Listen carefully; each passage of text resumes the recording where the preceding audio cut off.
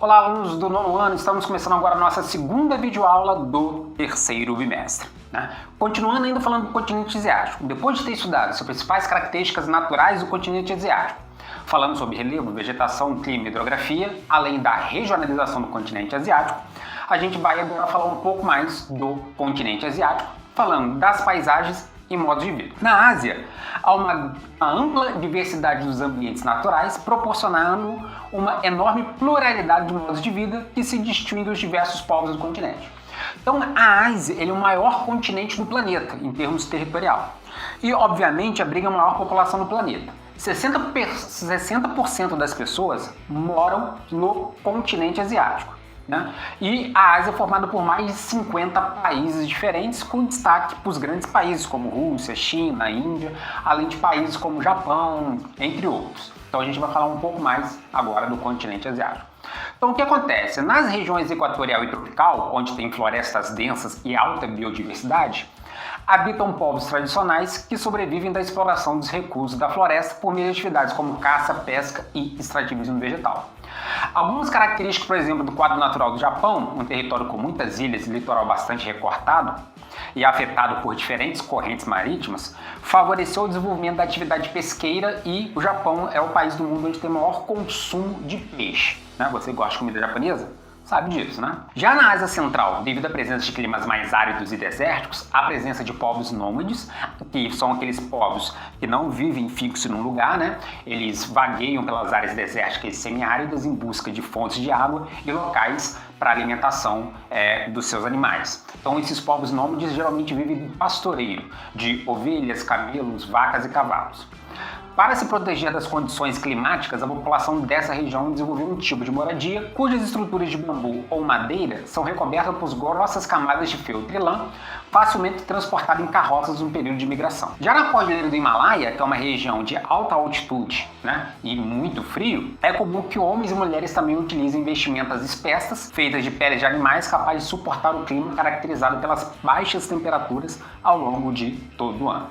Então as particularidades de roupa, costumes, cultura, alimentação varia de acordo com os grupos étnicos e religiosos da região, adaptado aos mais diferentes tipos de ambientes. Aqui a gente tem umas fotos das paisagens do modo de vida, Uma foto aqui na Índia, a foto aqui eu acho que é lá no Oriente Médio, Jerusalém, sei lá, Povos indianos, povos japoneses, povos de origem eslava, então você tem aí diferentes paisagens e modos de vida na Ásia. Como eu já disse, o continente asiático é o mais populoso do mundo, com regiões muito povoadas, com grande concentração de pessoas, e outras com índice de baixo povoamento, geralmente as áreas desérticas e as áreas montanhosas. Há uma grande diversidade religiosa, sendo a região o berço das 3 maiores religiões do mundo, religiões monoteístas, aquelas que acreditam em um único Deus. Cristianismo e islamismo, que são religiões monoteístas, acreditam em um único Deus, e o hinduísmo, que é uma religião politeísta que acredita em vários deuses. Outras religiões são praticadas no continente, com destaque para o shintoísmo, muito forte no Japão, o judaísmo, no país Israel, e o budismo, que é muito difundido na China, apesar de ter nascido na Índia.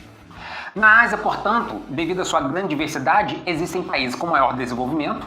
A gente destaca Japão e Coreia do Sul, além de Israel no Oriente Médio, mais alguns países ali, e países de médio desenvolvimento, como os tigres asiáticos, apresentando economias bastante dinâmicas, mão de obra altamente qualificada e altos níveis socioeconômicos. O que significa? As pessoas têm acesso à educação, acesso à saúde, moradia, lazer, liberdade de expressão, entre outros ali.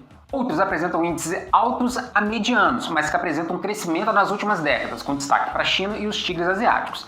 E há também no continente asiático países com baixíssimo índice de desenvolvimento, países extremamente pobres, como o Afeganistão, o Iêmen, alguns outros países do Oriente Médio e alguns países ali do leste asiático, Camboja e por aí vai.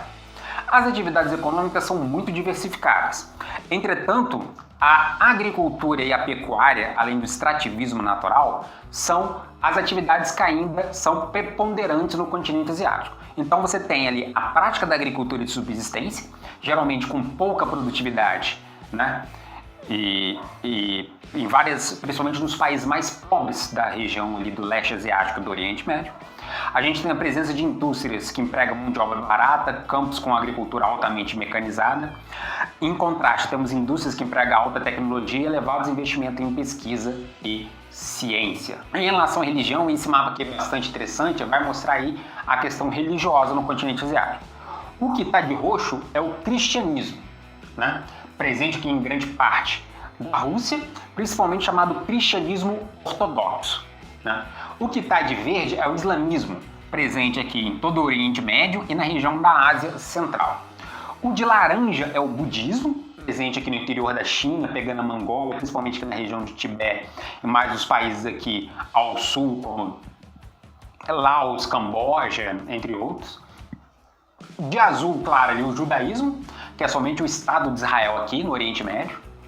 E de cinza ali não tem religião, geralmente áreas mais despovoadas.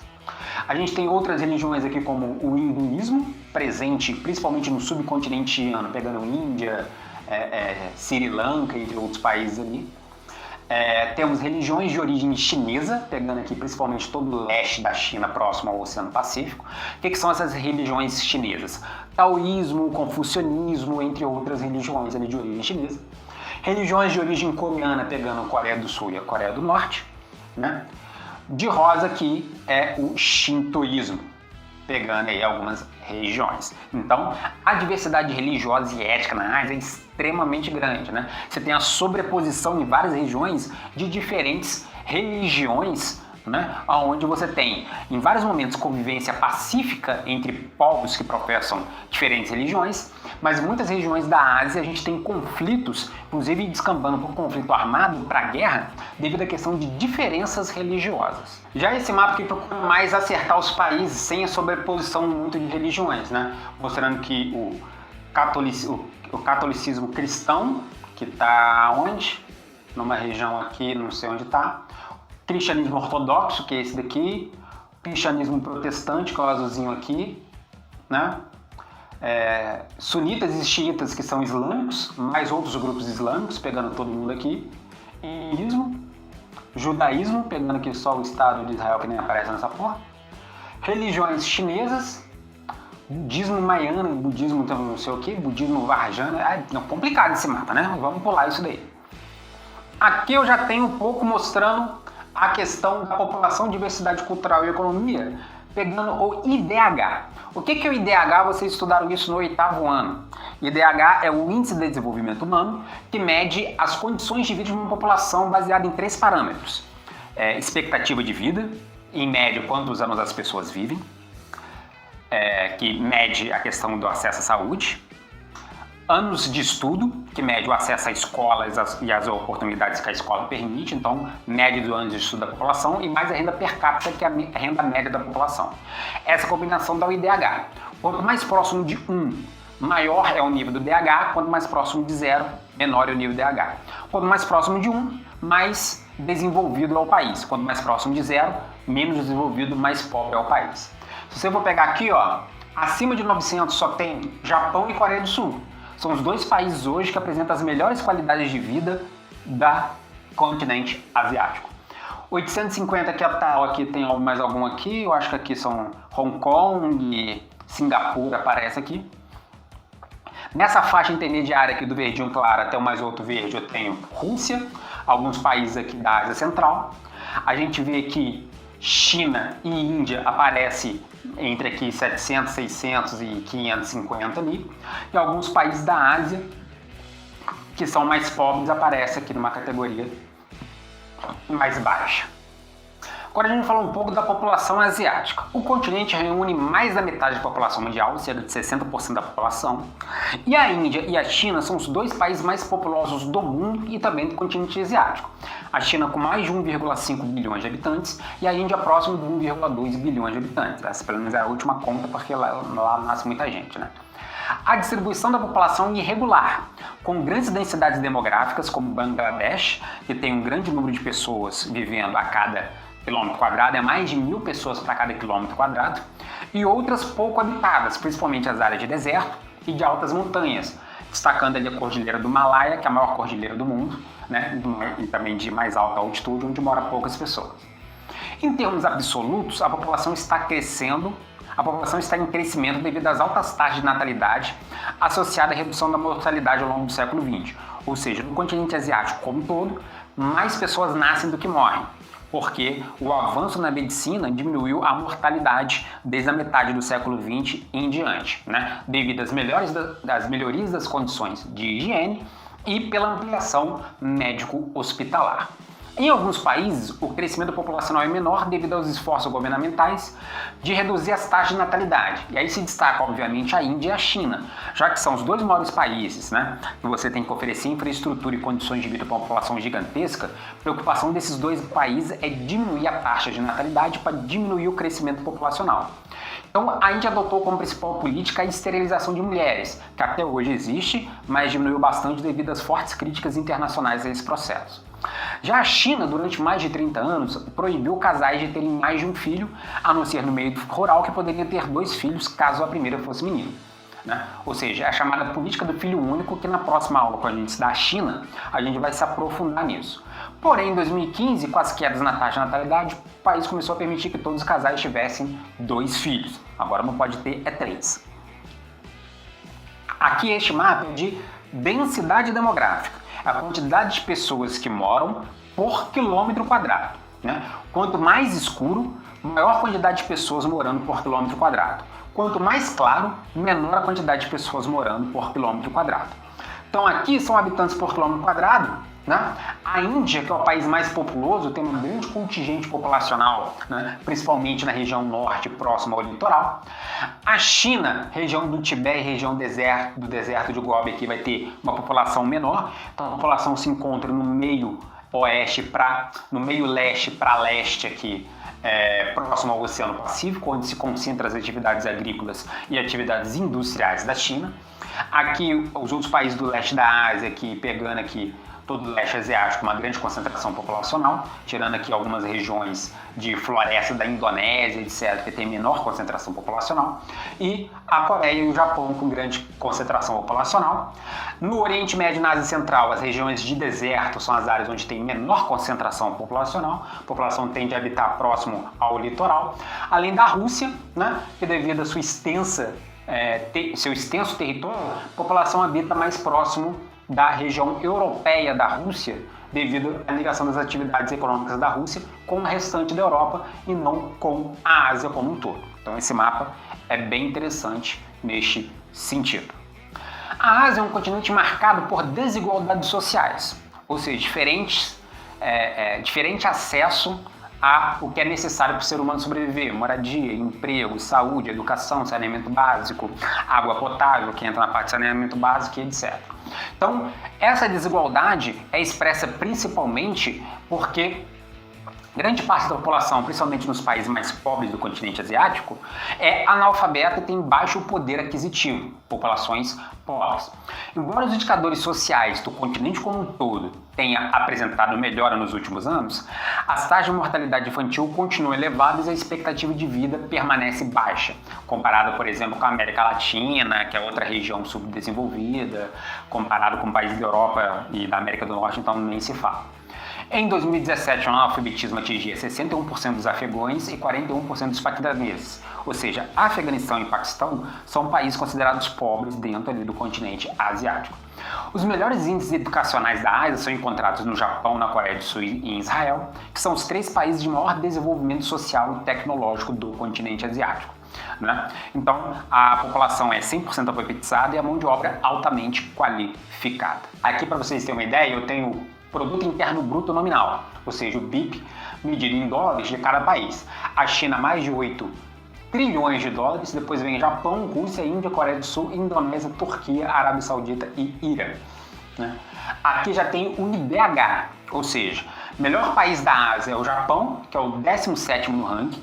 Depois vem Coreia do Sul, que são os dois que são muito altos, ou seja, acima de 900 do IDH. Lembrando, quanto mais próximo de um, mais desenvolvido é o país. Depois vem Malásia, China, Turcomenistão, Índia, Síria e Afeganistão, por exemplo. Países assolados pela guerra são os países que têm menor IDH no continente asiático. Agora a gente vai falar sobre urbanização e a pressão sobre o meio ambiente no continente extremamente povoado como o continente asiático.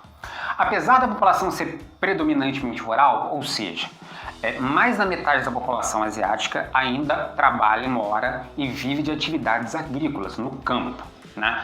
Principalmente, por exemplo, Índia, que é uma população gigantesca, mas 68% mora no campo.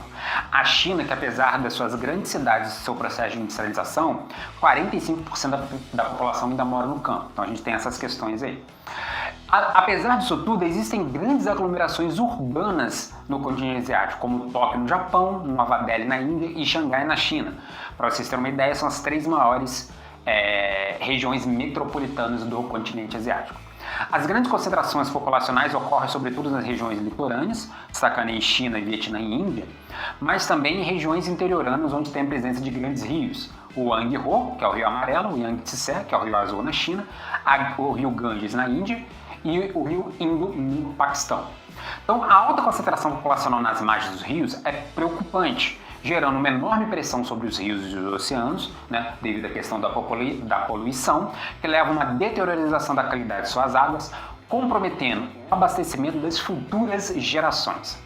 Nas aglomerações urbanas, especialmente nos países em desenvolvimento, grande parte da população vive em situação precária, com infraestrutura deficitária, como falta de saneamento básico, acesso à água potável, acesso a esgotamento sanitário, ausência de transporte público de qualidade, 2 dos principais fatores aí.